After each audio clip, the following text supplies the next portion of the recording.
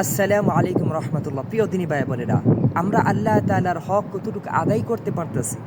আমাদের দ্বারা তো কখনোই সম্ভব না আল্লাহ তাআলার একটু রহমের প্রতিদান দেওয়ার জন্য।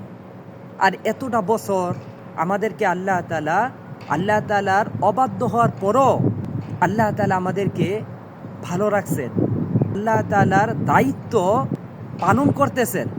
এর বিনিময়ে আমরা কি করতেছি? আল্লাহ তাআলা কত মহান, আল্লাহ তাআলা নিশ্চয়ই মহান, আল্লাহ তাআলা নিশ্চয়ই দয়ালু।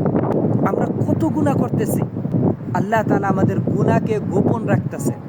আল্লাহ তাআলা আমাদের গুনাহকে গোপন রাখতেছেন, প্রকাশ করতেছেন না। চিন্তা করে দেখেন, আমি আপনি মাঝে মাঝে এমন কিছু গুনাহ করি, ভয়ে থাকি, এই মনে হয় কেউ দেখে ফেললো, এই মনে হয় গুনার সাক্ষী কেউ হয়ে গেল, এই মনে হয় আমি আপনি ধরা খেয়ে ফেলছি, কিন্তু আমরা বেঁচে চাই। তার কারণ একটাই, আল্লাহ তাআলা আমাদের গুনাহকে গোপন রাখতেছেন। আল্লাহ তাআলা আমাদেরকে ফিরে আসার সুযোগ দিতেছেন।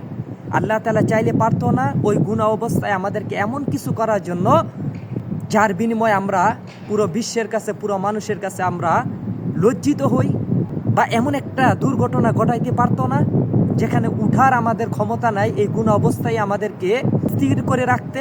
আল্লাহ তাআলা কত মহান, আল্লাহ তাআলা আমাদের গুনাহকে গোপন রাখতেছেন আর বলতেছেন, হে বান্দা ফিরে এসো, হে বান্দা ফিরে এসো, আমার কাছে ক্ষমা চাও, আমি আল্লাহ তাআলা মাফ করে দেব।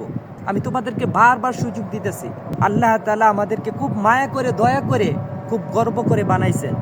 আমরা তার প্রতিদান কি দিতেছি একটু চিন্তা করি। আল্লাহ কত মহান, আল্লাহ কত মহান, আল্লাহ কত দয়ালু। আমি আপনার পাপকে সবসময় আল্লাহ তাআলা গোপন রাখতেছেন। আল্লাহ তাআলা ক্ষমতা নাই? অবশ্যই আল্লাহ তাআলা ক্ষমতা আছে। যে কোনো সময়, যে কোনো মুহূর্তে চাইলে যা কিছু করতে পারেন।